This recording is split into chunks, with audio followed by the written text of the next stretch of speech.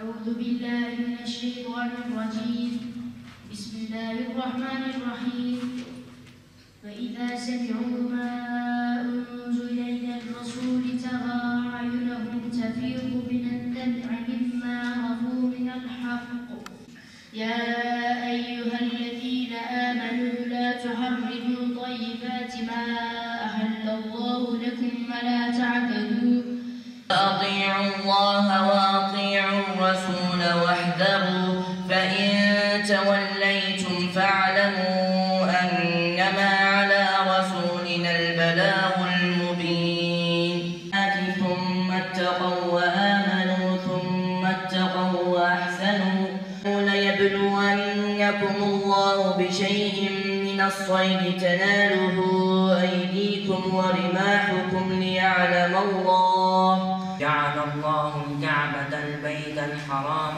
قياما للناس والشهر الحرام والهدي والقلائد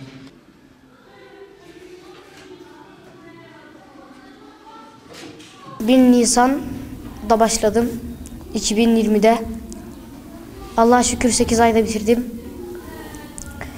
Zaten ilk başta kurslar açıldığında virüs olmuştu ve pandemide yaptım bu hafızlığı. Ve hafız olduğum için gurur duyuyorum kendimle, hocalarımla. 9 ayda bitirdim.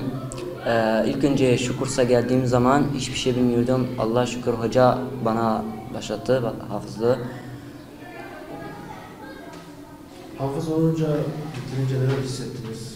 Çok güzel hissettim. Yani herkese tavsiye ediyorum. Çok mutlu bir duygu, çok güzel bir şey. Hayalimdi tabii. Yani çok sevindim. Küçükken hafız olmak düşünüyordum ve şu an çok şükür başardım. Ben Kur'an'ı çok sevdim. 9 ayda bitirdim. Yani böyle heves mesela her zaman yatarken, kalkmadan, yemek yemeden her şey. Yani her şey yapmadan önce ilk önce Kur'an'a. Böyle her zaman hevesim vardı. İlk evde başladım babamla. Sonra okul bir duydum dedi okul başladı. Ben de Alfat Hoca'ya yanına geldim. Çalıştım, bitirdim, hafız oldum. Normalde Kur'an kurslarında biz 4 yılda okulla birlikte eğitim veren Kur'an kurslarında 4 yılda mezun istenir, 4 yılda mezun vermek gerekir veyahut öyle söyleyeyim. Ama çok zeki çocuklarımız da denk geldi. Allah'a şükürler olsun hiç bu 4 yılı beklemeksizin ilk yılımızda 3 tane mezun vermek üzereyiz. İnşallah Haziran'da sınavlar olacak. Gayet de zaten hafızlarımızdan eminiz. Çok şükürler olsun 3 tane mezunumuzu inşallah vereceğiz. Geçen sene Kur'an kursumuz açıldı. Lakin pandemiden dolayı tüm dünya etkisi altına alan pandemiden dolayı diğer eğitim kurumlarımız gibi Kur'an kursumuz da uzaktan eğitime geçti.